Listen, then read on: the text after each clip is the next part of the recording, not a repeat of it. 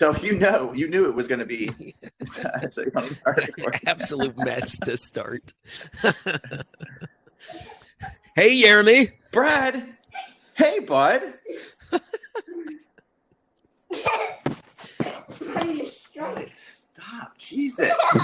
Elliot, no. It's not even funny. Go away. Pillow. Elliot. Pillow. Love you too. Good night. I didn't hear a love you in there.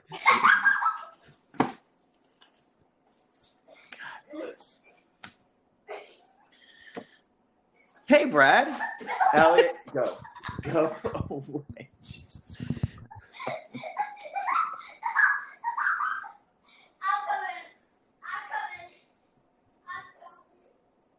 I'm ready whenever you are, Jeremy. Whenever know. you can get your household affairs in order. I don't know when that's going to happen, dude. I'm ready to roll. Look, my microphone even matches my shirt today. It does. That's quite the shirt. Is that another Amazon original? It's it's like a fake Gucci, but a Bezos Gucci, a Bucci. Bucci? Yeah, a Bezos Gucci. I got it, Brad. You're a bougie Bucci wearer over there. Bougie.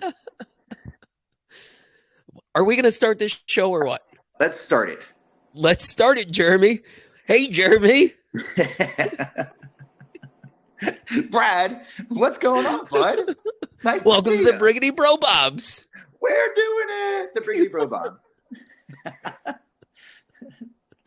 I got a new microphone cover, a new shirt that I'm touching with said microphone. Nobody wants to hear that.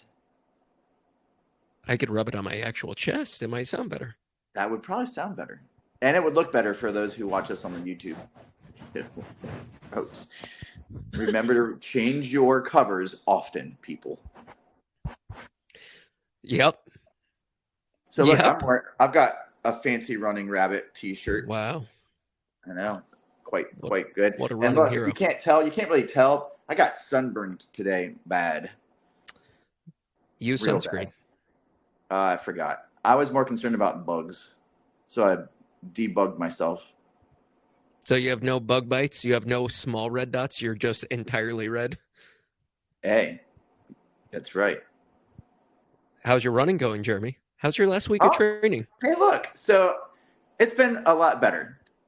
Not perfect, but better. I sent you a little video saying, I think I did, saying how much I have said a video. Saying it was good. Like, I've had some good runs. All of my runs, my heart and my lungs have felt good. My legs have mostly felt good outside of my right Achilles, which still to this day is giving me a little bit of a run for my money. But it's getting there. I've been foam rolling quite often, not doing a whole lot of stretching because it's not good for the tendon apparently. But I feel good. I don't know how many miles I got in. I might. Why isn't it good for your tendon? Because it's inflamed and it's just a sheath issue. Just keeps re-aggravating it. Yeah. It just re-aggravates. Oh, it's your sheath? Something. I don't know. Like, that's what I've watched everything I can. There's doctors to diagnose these things. But they can't. Like, I've had this for 25 years, Brad. Nothing outside of, I'm sure, a mild surgery, but I don't want to do that. Is it squishy? No, it's not squishy at all. Does it hurt to touch? Yes. Yes, it does. It hurts to touch. The athletic trainer at my school, she's just like, just keep doing what you're doing, but hopefully it'll get better, and if it doesn't, it'll get worse. Sound advice. Yeah. But I'll be at, for this week. Last week, I don't know, I got 10, 12 miles in. This week I'll be at 20. Nothing crazy. I'm still not doing any speed work, which puts me in a deficit for our race that's impending. I count it as impending because I am not at all prepared for it. And we still have to talk about the points that I'm going to get. Neither of us feel prepared for it. I'm not giving you anything. I'm elderly in comparison. Brad, you have me by 2 years. I'm willing to go straight up. I'm not willing to concede anything. If anything, you're giving me something. 2 years, Brad. That's nothing. So the difference between a 98-year-old and a 100-year-old is just nothing. I'd like to For see you say that to their 98 face. and 100, or the difference between a newborn and a 2-year-old. That's Right, definitely exactly. nothing. Yeah, so you were already like I said. Look at it this way, Jeremy. The difference between a 17-year-old and a 19-year-old. Wow, world of difference. There you've lost everybody because that's not true. Minor, legal adult. Oh my God, I wasn't even going there. I'm thinking like physical abilities. 17 and 19, there's not a whole lot of difference there. So you don't think you grew a lot from 17 years old to 19? I wasn't even done growing in height. Oh, I mean, I grew in my drinking abilities. That was really it. Oh boy. What about you, Brad? How was your running this week? And whatnot, so forth and so on. As Gucci as my shirt. Fake Gucci. I'm going to say fake Gucci, so I don't know how to take that. I've had a really good week of running. So I got in a almost a 9-mile run on Sunday. Yeah. Felt pretty good until I didn't. Like the wheels came off at about 8.25 miles. That's how it works. But that's not a whole lot of struggle bus. That's all right. And then had a really good 1,000-meter session. I did 5 1K repeats with full rest. At 5 flat pace or some nonsense. It was ridiculous. No. My goal, I really think that I'm in probably maybe just under 23 shape. No, see, you're saying this and you're sandbagging on our podcast, and then you're gonna go and you're like, oh, look, I just ran 21:43. Oh, I guess I had a good day. Just tell it how it is, Brad. On a good day, you're gonna go well sub 22. It's fine. I don't think well sub 22. I think legitimately 15 seconds sub 22 is well sub 22. So listen, when as a piece of advice to any piece of runner, you start with a barometer. You need to have some barometer if you're going to do speed training to know what type of pacing that you should be doing. Yeah, true. So in that barometer, everybody finishes that barometer, whether it's like a 20-minute test run, a 5K or anything else, and everybody finishes the same thing or finishes it and says the same thing. I'm pretty sure I'm a little better than that. Like my speed work should definitely be faster when what that is. And they try to train not at their current ability, but they try to train. You and I are victims of this as bad as anybody. They try to train at what they think their ability is. No, should be. If I trained at what I thought my ability would be, I would be running all my repeats at let's say my mile repeats would be somewhere in the 4:10 range. I can't do that. No, Brad. Yes, we have to have a barometer, and yes, we have to train within ourselves. But come on, you say, I'll be happy with the sub 23. You're a minute and a half faster than that.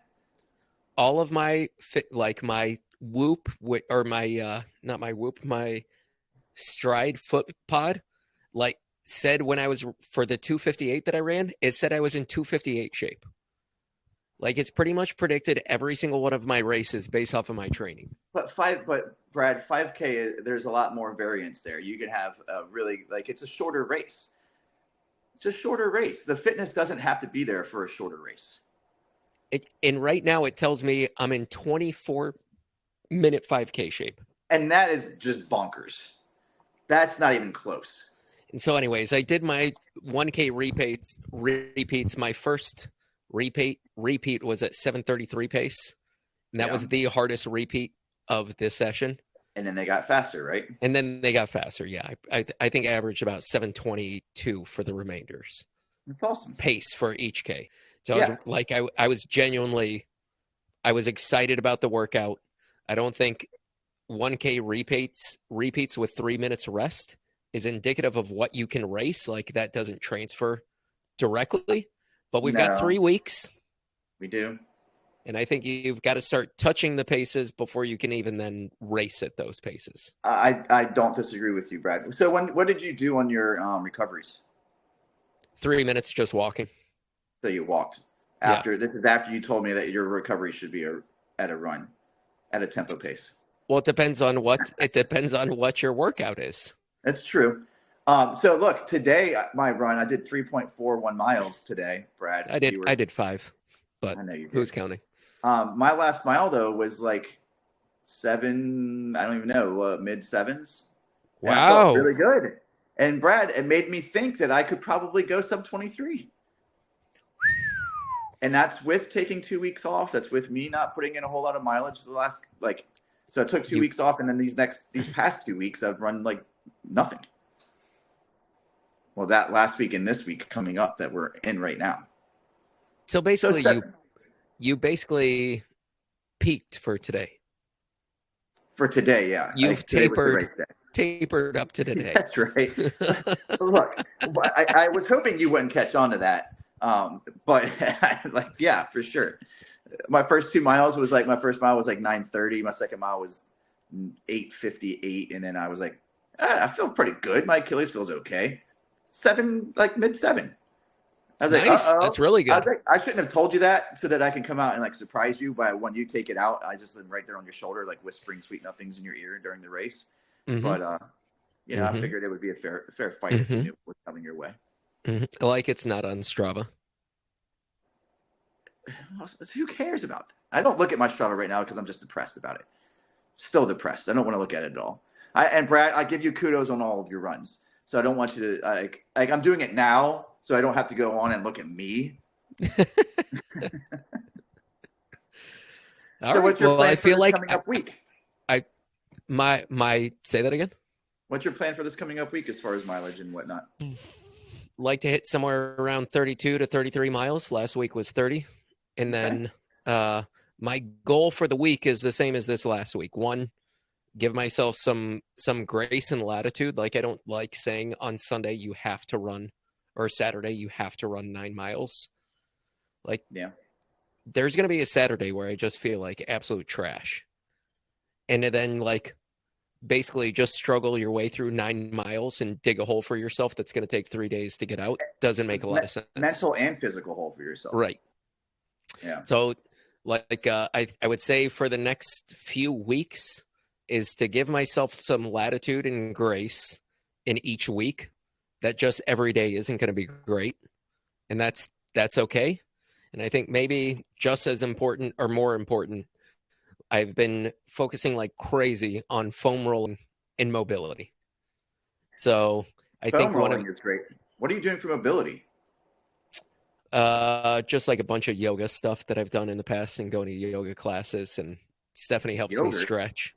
Yogurt, yep. Yogurt's so, delicious. But it's Greek. It's low fat. Well, that's what. Look, I have that every morning for breakfast, and then I ruin it with granola, like the fattiest, most caloric granola there is. That's good for your poop. I don't ask my poop if it's good. I just, it works. So I think with my mobility has been limited from not running here in the last couple of years. And I think, I to actually run fast, you need a level of mobility. So that you don't look like an old man doing like the end of the marathon shuffle. Old man shuffles can be deceptively quick. Yeah, it's basically speed walking. Deceptively quickly. I know, but you know what a good running form looks like. Kira humiliated me a couple of weeks ago. She goes, Daddy-o, we were in Hawaii, and she's like, this is what you look like to start every run. And I looked at her and I said, holy shit. Yeah. Not only do I feel like that, but I know that I look like that, and that's embarrassing. It is embarrassing. It's just a complete lack of mobility, like unable to do like a full knee drive. And part of it is when you're running at 10-minute pace, you don't need a whole lot of mobility. No. So, but when you're like, even running at 7:30 pace, it just feels completely different. Like the way that your knee drive is, the way that you engage with the ground, everything feels so much different than 10-minute pace. So I've got a question for you. So you have a pretty high, like, steps per minute.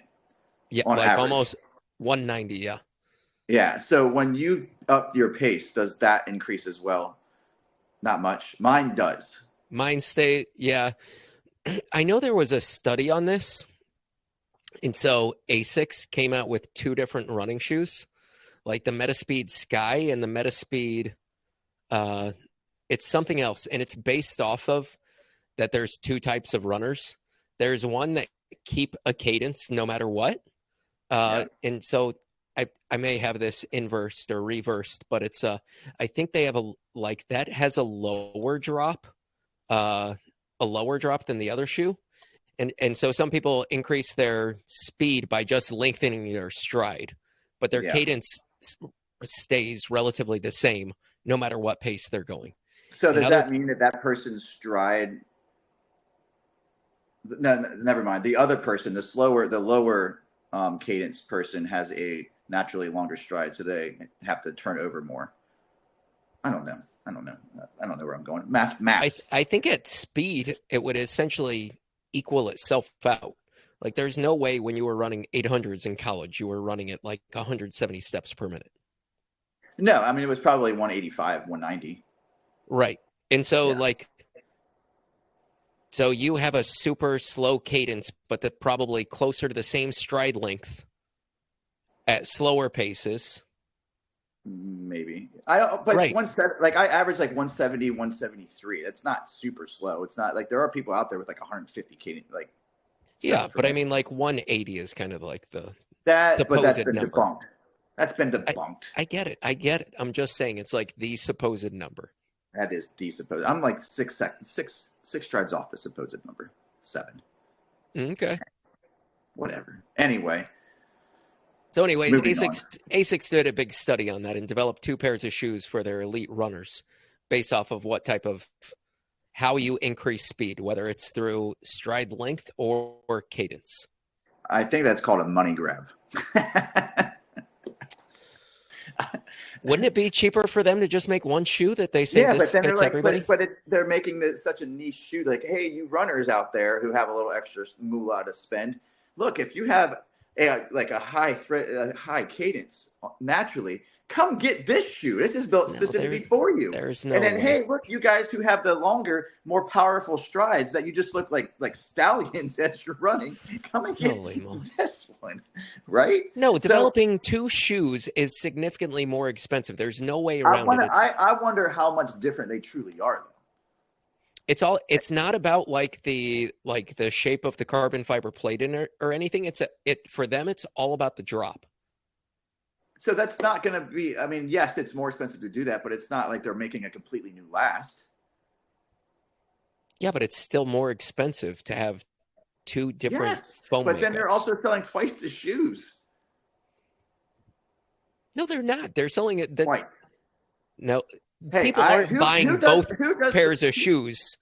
Who does the business in this relationship between you and I? Me. Who's in the business? Who's in the business? I'm a teacher. I know better.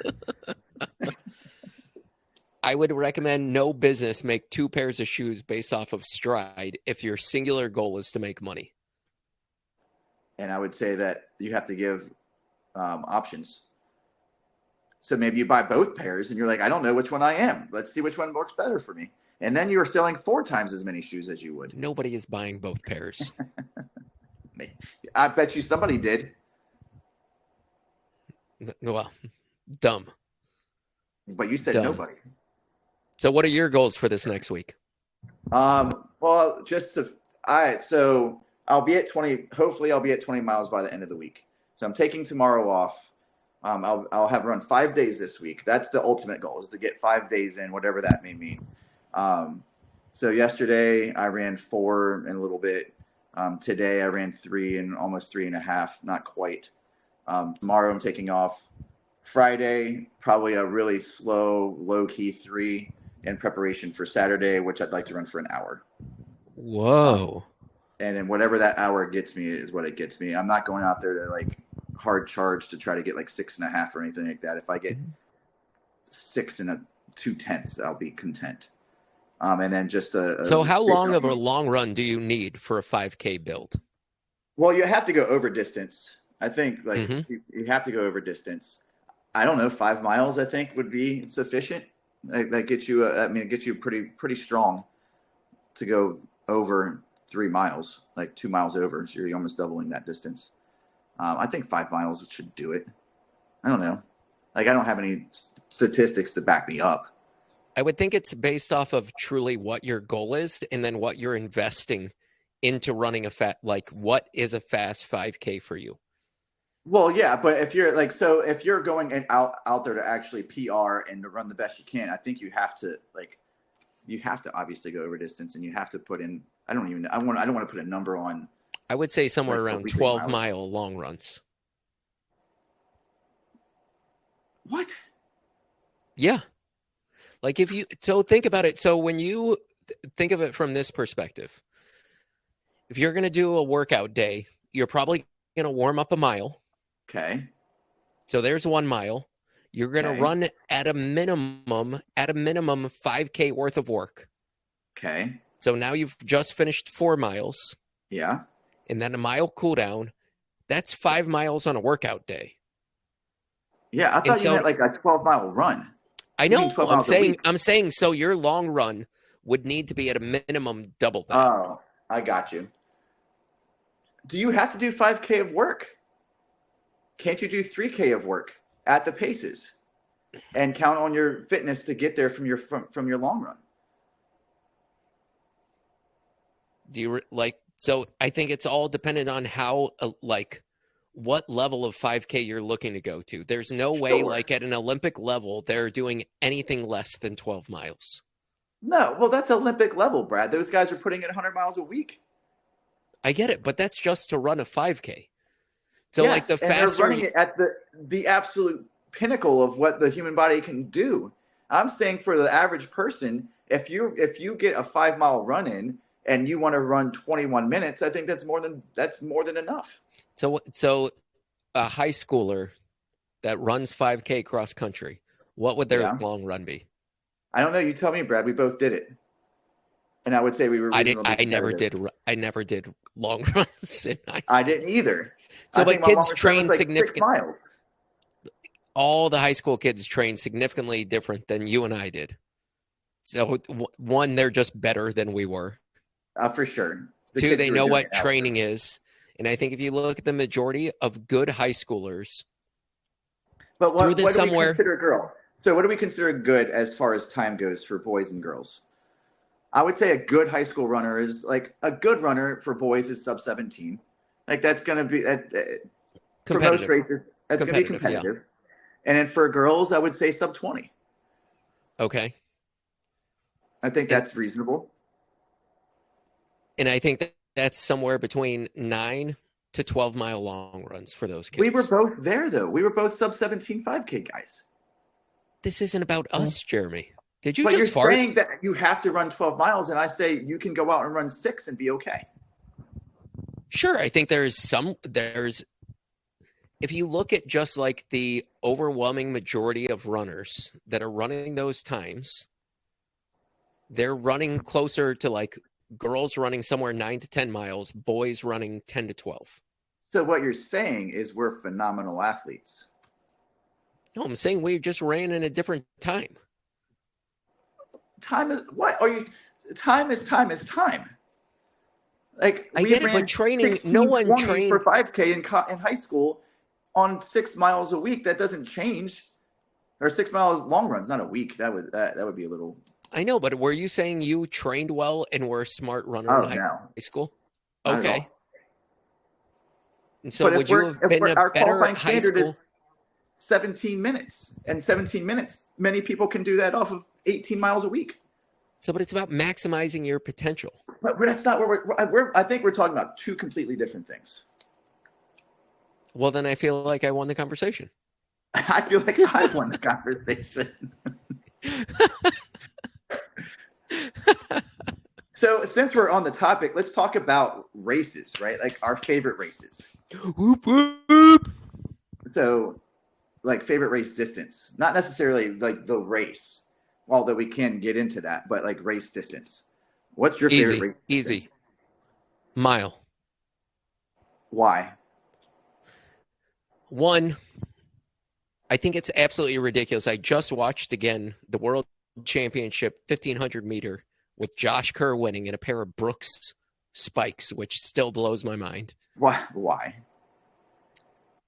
It just blows my mind that one Josh Kerr outkicked Jakob Ingebrigtsen. But he did say that he wasn't feeling 100%. What happened last year? Same thing. But he had COVID or something last year, didn't he? No, he didn't. He just got outkicked by Wright. I thought something came up that he was actually ill. Or So what? Every year he's sick at World Championships. It sounds like an excuse to me, but that's so one. I think the 1500 is a terrible Olympic distance. I understand that it's metric, all of that, but they don't then go to the 3000 with the exception of the steeplechase. They run an 800. They run an 800 because it's 2 laps and it's easy.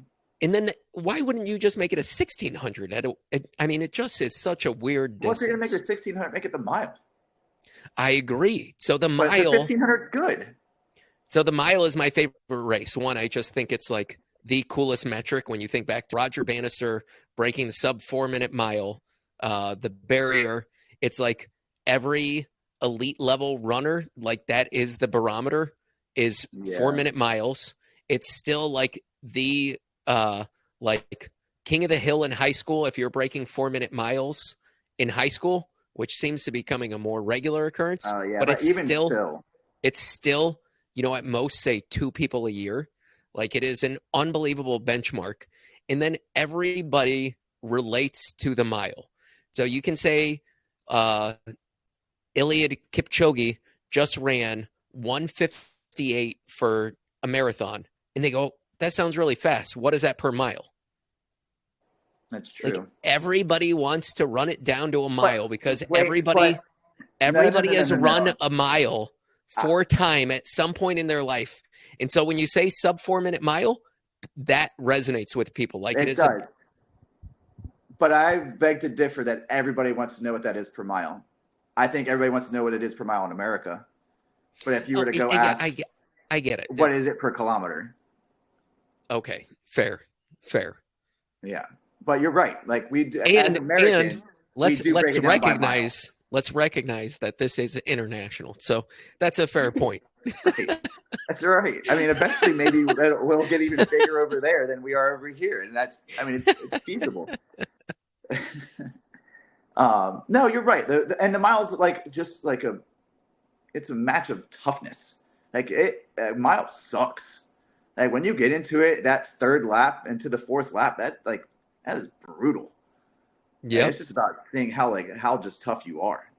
So I think because of that, with all the barometers, including, it just resonates at every race. You tell somebody, you know, like, oh, this kid's unbelievable. He just ran a 1:47 800, and you still have to do the math to a mile to understand how fucking fast that is. Yeah. Well, if you say 800, people are like, how many laps is that? And then you say it's a half mile, although it's not technically a half mile. Then they're like, oh, that's the 4-minute pace. That's good. Yeah. Yep. So it's like the barometer of everything. I think it's easily, you know, like really at any of those distances, the 1500, 1600, or the mile, it seems like they're always the hallmark races with like the Hall of Fame of world-class runners. So when we're talking about our favorite races, is this your favorite race to watch, to run? Is it both? I would say both. I was terrible at running the 1600 or the mile. So, but it was still like if you gave me the choice. Yeah. If you gave me the choice, you know, like pretty much every high school runner says that they want to run the 1600, even if they're better at the 3200. No. Yes. See, this is where I come in. My favorite race is the 800 because that's what so. Is it your favorite to race, watch, everything? All of it, yes. Like the 800 because it still does suck, and it is about toughness. That last lap, you know, the last 200 in particular is just like your legs lock up on you, and you're like running backwards, and you still have, you know, 100 meters to go, and it feels like it's, you know, 6.5 hours away.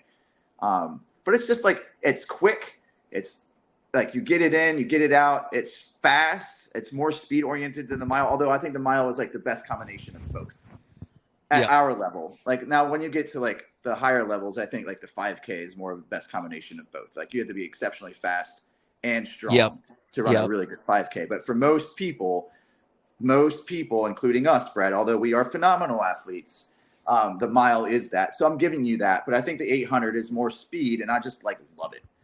I love going out and just like crushing and cranking down and seeing who's got the speed and who's got the heart to maintain that speed for as long as you can. So of the races that we would run with some regularity now, 5K to a marathon, what's your favorite?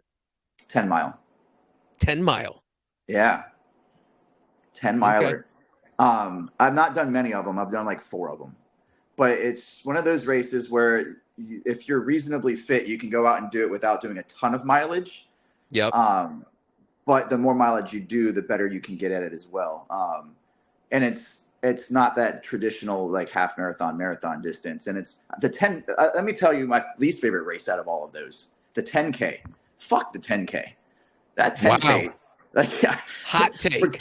Forget about it. Like, that is awful. That race. Hot take. 10K is the worst. Like who even thought of that? That's just the dumbest thing I've ever heard of. But the 10 miler, like it's not as intense as a 10K is. And it's just a cool race, man. I just really enjoy it. You get out there, you show what you've got. A little bit of speed is in there because you have to be able to maintain whatever mile, pace you want to do. But yeah. So that's my favorite race distance out of the ones post collegiately. Although my favorite race I've done post collegiately is the Marine Corps Marathon. Okay. Even though I didn't run well there. All right. I would say probably a 5K. 5Ks are cool. 5Ks are fun. I like that you get like a really broad spectrum of people.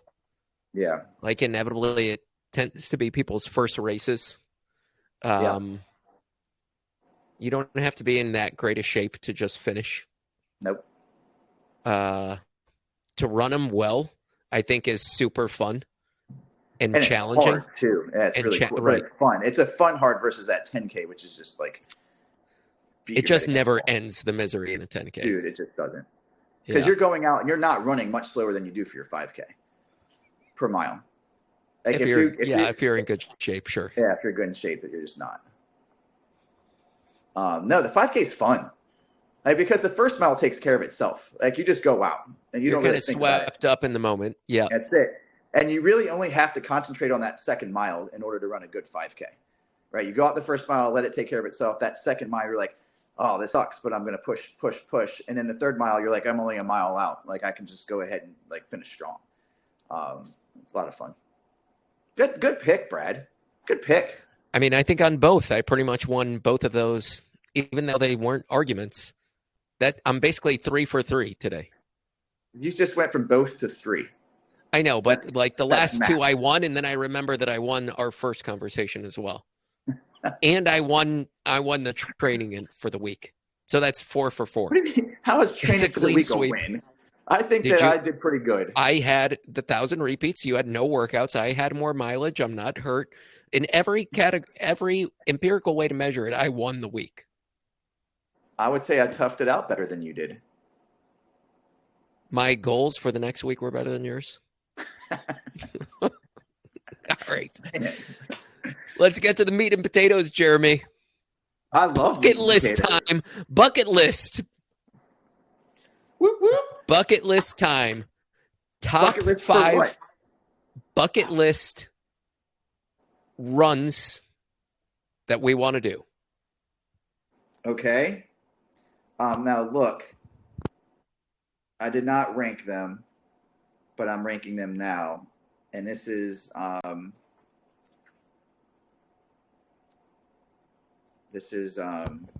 just on a whim. All right. Since you're prepared for it, Brad, we're going from 5 to 1. 5 to 1. So, like you told me we were going to do for our top 10 tips. Yeah, but now I'm sticking to it. That's right.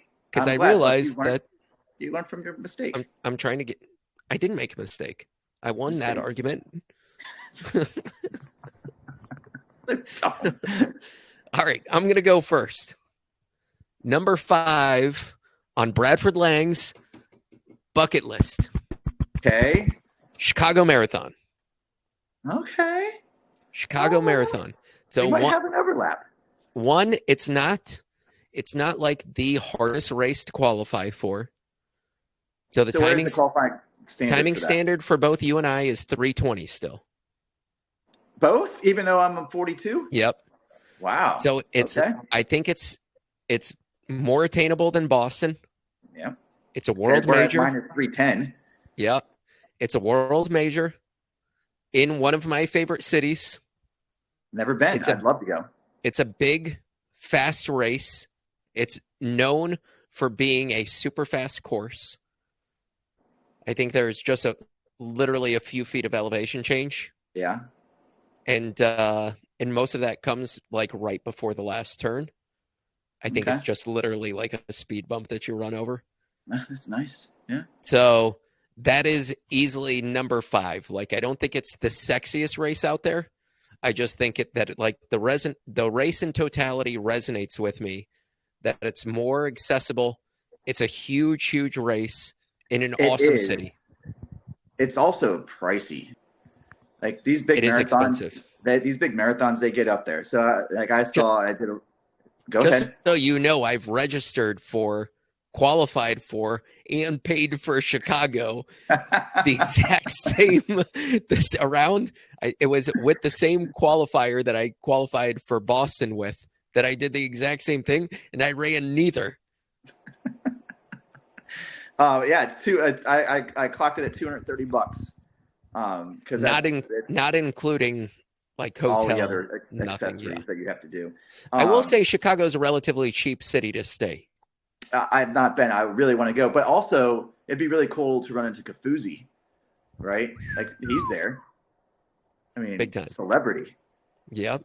So listen, if you're listening, Kafuzi, I mean, we're blowing up. Yeah, we're blowing up. Come on. If he's not listening this week, he's going to listen, and we're going to have to refer him back to this. So I'm going to mark it. Okay. Look, sounds good. We need to can we tag him as we post it? Yep. What's your number 5, Jeremy? Big Sur.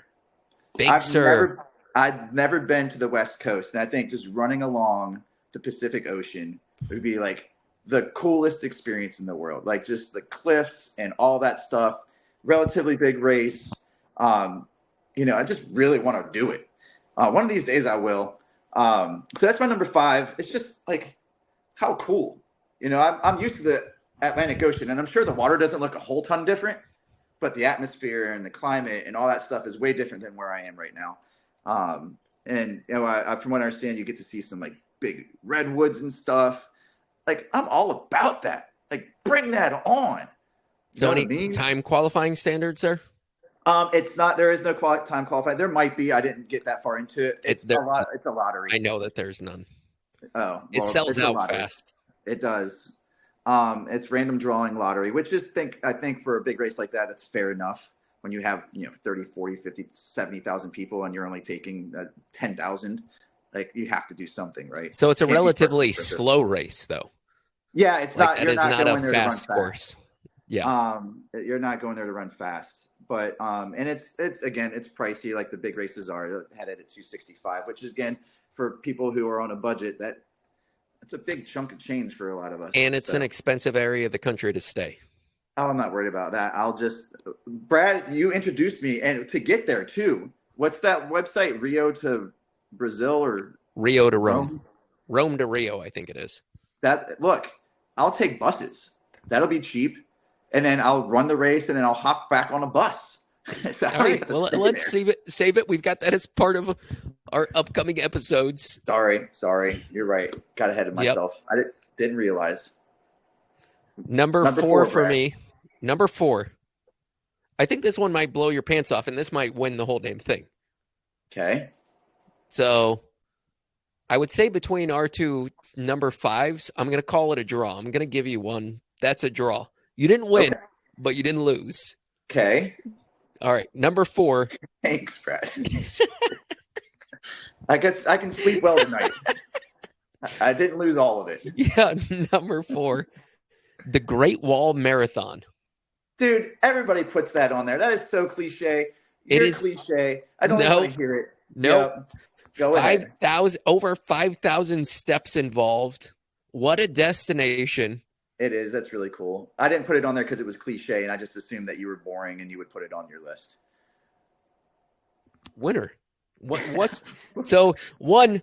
There's no like time entries. It's known as a super slow marathon. For the half marathon, you run the entire Great Wall once. For the full The marathon, entire one? yep, You don't run the entire Great Wall, Brad. the whole damn thing. You run right You do across not. China. You run the entire way across China. For half a marathon. Man, I thought China was bigger than that. But I mean, population density is just out of this world right there. So for the marathon, you run it. You go across it once. You run somewhere else, and then back. Jesus Five- Christ, man. That's- 5,000 plus steps. So, but one getting there, like the race entry isn't that bad. It's a couple of $100. Getting there, super expensive. Yep. Staying there, super expensive. I mean, how about getting to the wall? Is it set up? Because I know some races are like way out there, and it's really hard. Yeah. You have to get on a bus and then a tram and then hike and do all that stuff. But yeah, Don't know. don't know. But that's a good look. Ultimately, would that be a really cool race to do? Sure, I think that would be a ton of fun. But it's cliche, so I didn't want to go there. So I think I'm going to win Bucket this list, one. Jeremy. I All right, think go I'm ahead. going to win this one. Give it to me. Hood to coast relay race. Is that in Washington or Oregon? Yeah, Oregon, Portland. And so it doesn't start in Portland. Oregon, So it goes from Providence, Hood, whatever, to the coast. It's 198 miles. It is a lottery entry. It sells out like it's its job. Like this race is like probably the biggest relay race that there is. And you know how we like our relay races, Brad, having done Palmetto 200. Can I just interrupt you, by the way? Yeah. I'm really disappointed. I feel like you've paid zero attention to me. We've been talking now for 42 minutes. Not once you mentioned this on the get-go. Right off the rip, you mentioned it. But I've changed colors about 5 fucking times here for my microphone cover. Not once have you said a word about it. I'm not paying any attention whatsoever. Jesus. What colors have you done? Did I see a green?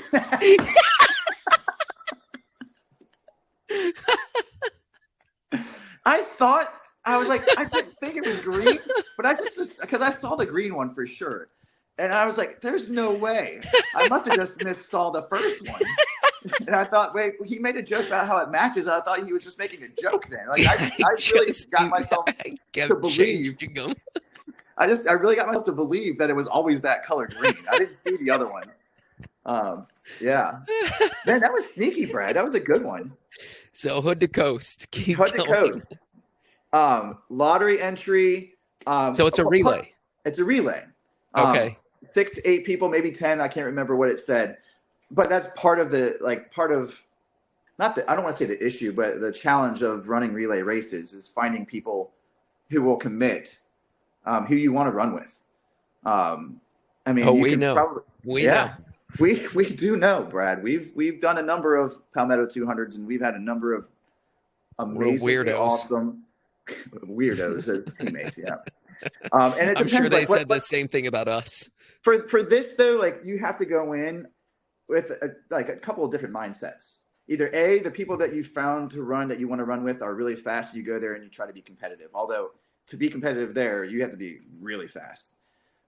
Yep. Or you just go to have fun and you run what you can and you're like, okay, so it doesn't work out because inevitably you might have to pick up a leg you didn't think you were going to do. Yep. Or whatever it may be, running through the night. Like it is exhausting, like to run a relay race through the night and you don't sleep for 24, 36 hours, whatever it may be. But it's just a ton of fun, man. Like it's an experience to do. If you haven't, do one. We've actually been talking about getting back into the Palmetto perhaps. So that would be cool too. But the Hood to Coast, it just sounds like a blast. A real hoot. A real hoot. Jeremy. Is that what we would say? A hoot? Yeah, a hoot. So number 3 on my list, 29029 Everesting. What the hell does that even mean? You've never heard of it? 29029. So that's it's the same elevation gain of Mount Everest. Okay, so And but so you're not doing it on Everest because you can't run up Everest. Right. So they put it a I think that on an average year they do like 6 or 8, and they're all over the country, all over North America. So, Okay. like my bucket list one would be in Whistler, BC, Oh, that sounds great. and barriers to entry, they sell out in under an hour every year. Whew. Wow. The cost, $5,495 race fee. Wow. Wow. What do you get for that? So like, so do you you get get to leave with a backpack? I mean, so what do you get?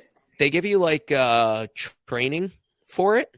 You Okay. get your hotel, all of your meals, all of the social events.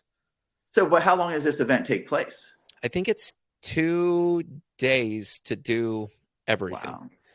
And so you stay. I know the area really well because we stayed there last summer.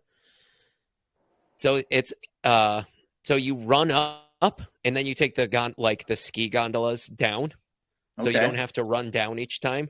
And then Big leg, yeah. and then depending on where you are, like people take naps at the hotel, which is basically right out the back. It's like literally right at the foot of the mountain. Okay. So you can pace it however you want. It's just you have a time limit to finish the full 29 feet of climbing. And then it for some reason, from a bucket list perspective, I don't know if you've ever do this, or maybe it's just me, but like every time we're on vacation or I go somewhere and I see some like incredible climb, I always go, I wonder how hard that would be to just I do it all the time. I wonder if I could run up that and how much it would hurt. Yeah, especially like running up, like when you're just driving up a hill and you hit like your car, like it has to shift down to get up. You're like, ooh, this would be a good one to run up. Yeah, and so because I've seen the hills, I think Whistler's awesome, despite the cost, everything. Like it just like it kind of lights a fire in my inner child where you go, I wonder if I could run up that, and then you got to run up it, like however, and then 10 times or whatever. Yeah, you get 3 times in, you're like, never mind. Yeah, and on top of all of that, it's co-owned by like one of my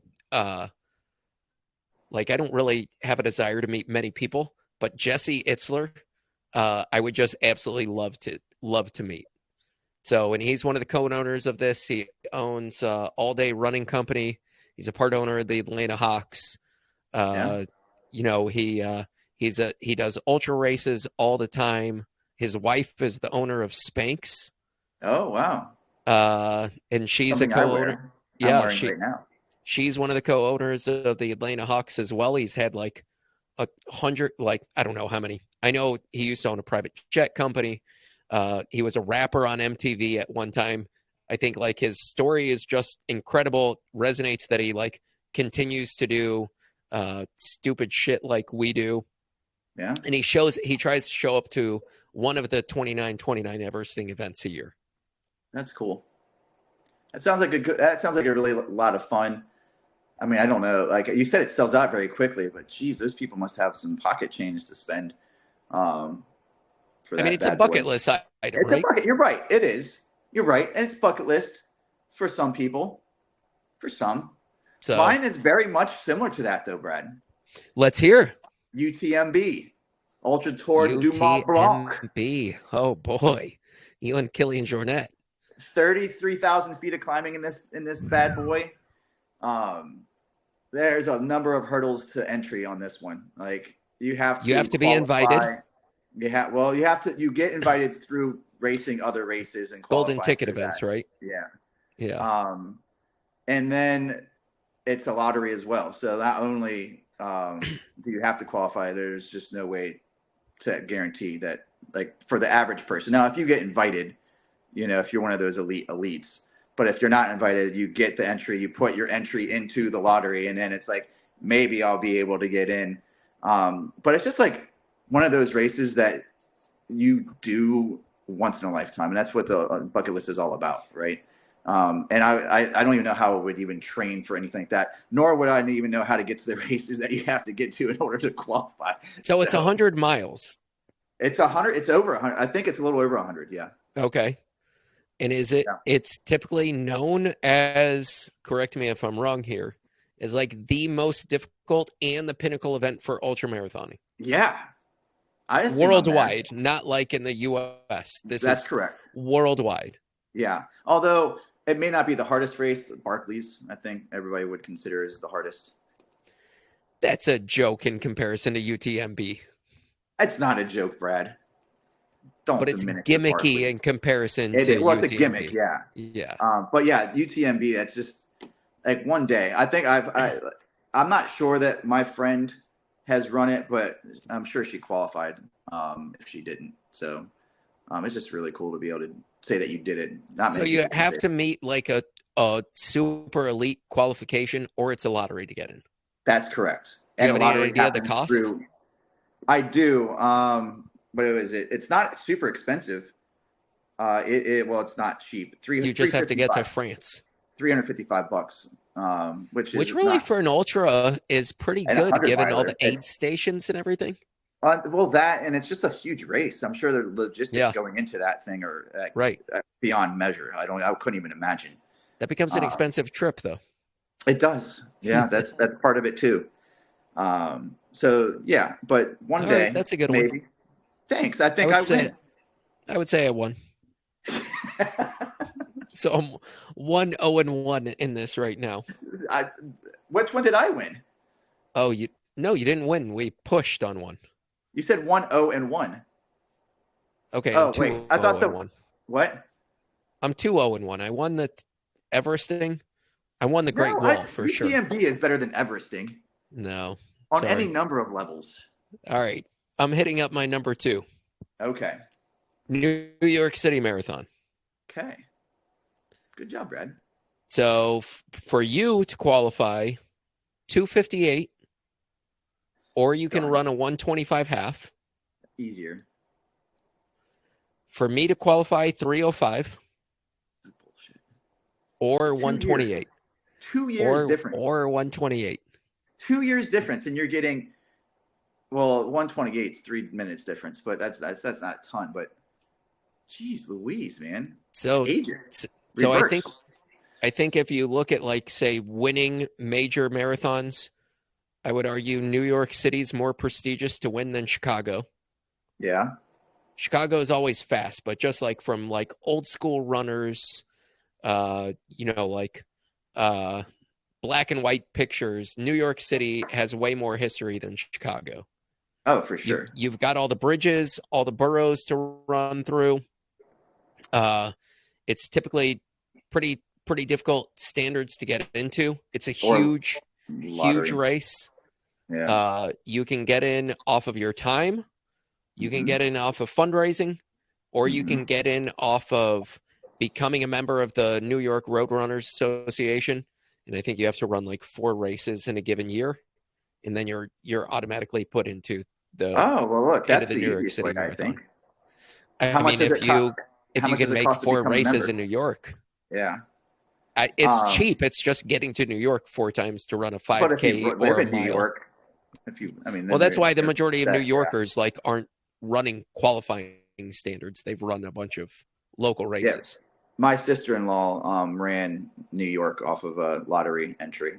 Her first time entering, and she got in, so that was pretty cool. Nice. One of my colleagues got in through fundraising. So nice. Yeah, he's doing all the majors. He's already like 3 in, I think. He's going to Berlin this Berlin, whenever. So that happens. I think if you look at the majority of the U.S., getting to New York is probably pretty easy. Mm-hmm. Like it might not be cheap, but I'm guessing it's cheaper than flying to probably even the Big Sur Marathon. Yeah. Then once you're in New York, transportation is super easy. Yep. So it's not cheap to stay in New York, but you can stay outside of New York and you're fine. But I mean, you can stay so far out in the mass transportation there, sprawls so far that there's like I think there's a limited number of barriers to entry if you want to run like a world major marathon, like a super prestigious event that is I think is on a lot of like if you're big into marathoners, like that's part of the bucket list. Oh, for sure. How could it not be? And it's just a bit like New York just has its own energy. right? Like people, like it's huge. Like when we went and watched my Yep. sister-in-law, like it's just huge. Yeah. It was really cool experience. Made me really want to do it. Also made me want to move to New York City. I don't know why, but I just really want to Okay. move there. Katie won't let me. What's your number She's so two, mean. Jeremy? She's so mean. Cherry Blossom 10 miler. It's kind of in my backyard. DC. No, that's. Oh, that's, yeah. That's Peachtree. This one's in DC. Okay. Peachtree 10K, right? Yeah. But and 10 miler, it's my favorite race distance, so that's a win in my book. It's right in my backyard. It's a huge race, and you go there to run fast times. So I wouldn't want to do it if I wasn't fit. So it's just fast. I don't know that it's fast, but I would want to go there and run fast. Okay.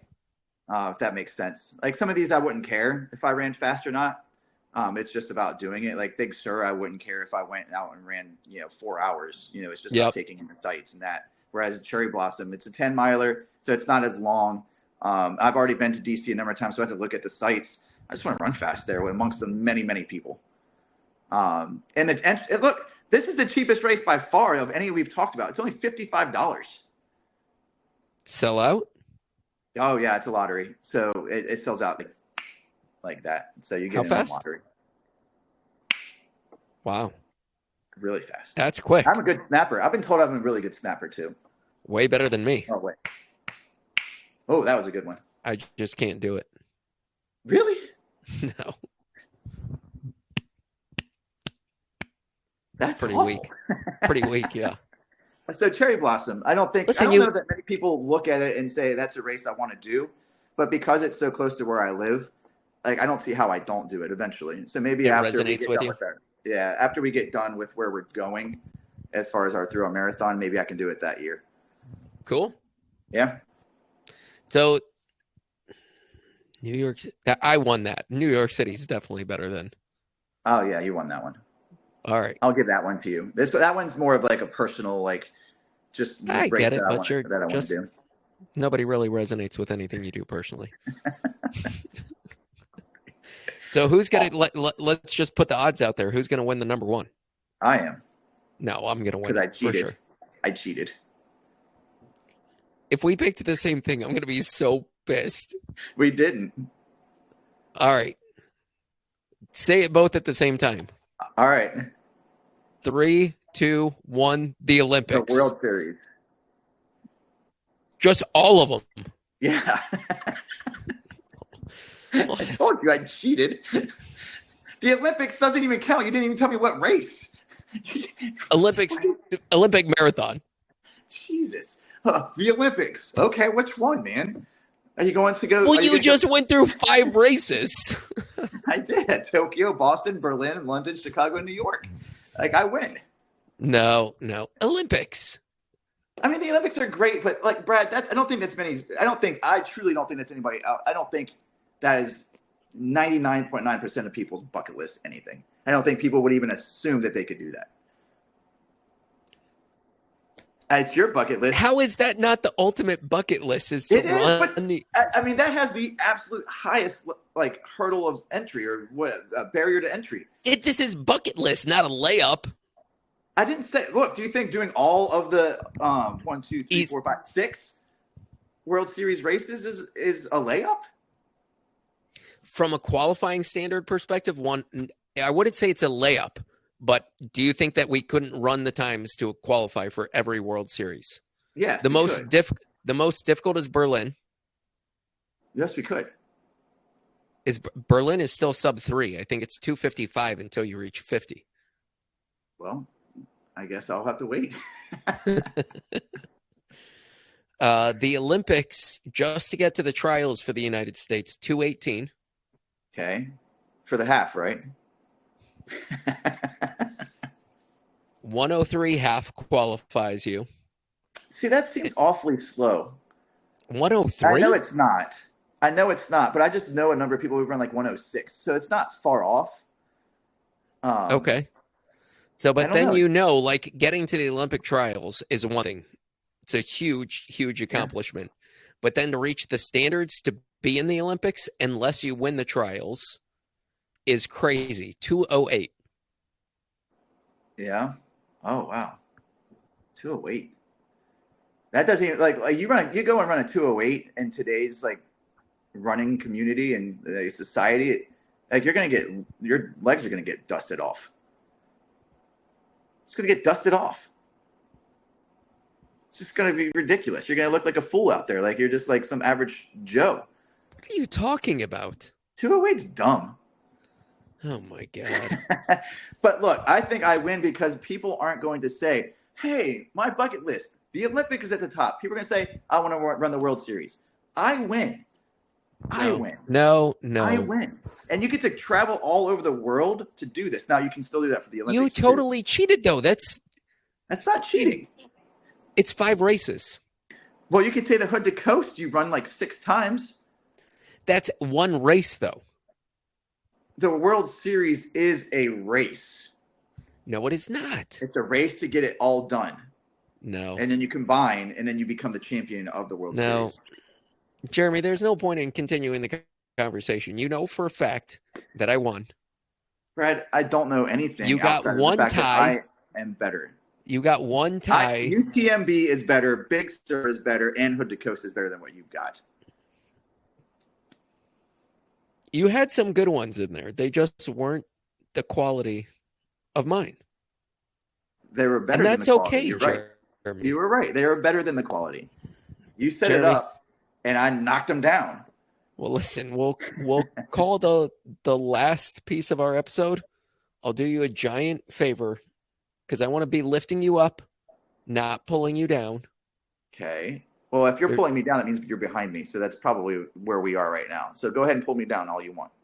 No, this is. I'll give you 2 analogies. Okay. It's easier to pull something like if I'm standing on a table and you're standing on the ground, it's easier to pull me off of the table than it is for me to pull you up. Yeah. And what's your point?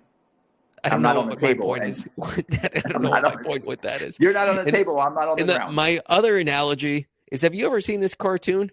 It's some people only give you the illusion of helping you. And it's a guy like there's a pit. You can see the pit that it's dug out, and there's a guy like reaching up for help. And there's a guy at the top of the pit, like lying down, trying to like offering to help, but they're like feet away. And meanwhile, like the guy that's above the pit has a ladder lying up next to him. I have not seen that. That sounds about right. So sometimes you have to make yourself feel good. If you can do it without the ladder, let's go for that. I'm just guy. Not help, just give the illusion of help. No, that's right. You're like, hey, I'm going to try to help you. Grab onto my hand. Oh, you can't because you're a weakling. Sorry. Catch you later. Sorry, bud. I was saying to the guy at the bottom of the pit. I was like, that's like our transitions from talking to like see you later are so like jarring. All right, Jeremy. I think that's an episode. I think that was a good episode, and you were naysaying it. I feel like it was another good idea by myself. You did not say that, Brad. I'm the one who said the bucket list. You were such a gaslighter. You're a gaslighter. I'm trying to keep you happy, Jeremy. Well, and I feel like I've done my job today. Yeah, by allowing me to win this thing. People were like, dang. No, it was a push. Jeremy's list? That's top-notch thinking. Fire. Bradford's? Dud. Well, Jeremy, that was a fun one. That was a good one. I like that one. I'm looking forward to catching up next week. And then we only have 2 weeks after that. And then we'll be live together. That's going to be a lot of fun. That's going to be the best fun. So we have to come and hang out with Elliot. Oh, boy. I might get a hotel. Dude, he's probably going to ask to sleep with you. He's going to want to cuddle. 3 weeks and 3 days till the big day, Jeremy. I got to get myself in gear. I guess I should up my mileage next week to 50. I've ordered our kits. Good. I can't wait to see our kits. I'm pumped. I've got my pumped. gift. I got my gift that I got you in Maui. You got me a gift in Maui. Yes. You did tell me that already. I forgot. I'm looking forward. Look, I guess I should get you a gift from Yorktown, which is where I live. I'll go to like I York don't think so. Jamestown settlement and get you like a penny or something that has No, thank you. Jamestown on it, like stamped Yeah. in it. The massacre? No, not the Jamestown There are many things that happen in Jamestown besides the massacre. None of them that I know of. Look, I live in this area. This is like the historic triangle, my dude. We can Oh, go I on a can't- really cool. You can go on a really cool run through the battlegrounds. I love that area. Okay. It's not far either. I'll it's run not your legs thick. off the day before the race. No, you won't. You're not getting here till late. Yeah. By the time I pick you up and we get back here, it'll be dark. All right. Anyways, let's put a bow tie on this. It was a fun episode, Jeremy. As always, Brad. I laughed, I wore swag, and I won. You did not win. And as always, Brad, I love you. Jeremy, I love you too.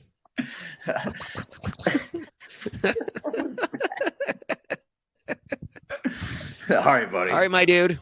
Later, Catch bro. you later. See you, bro. See you, bro.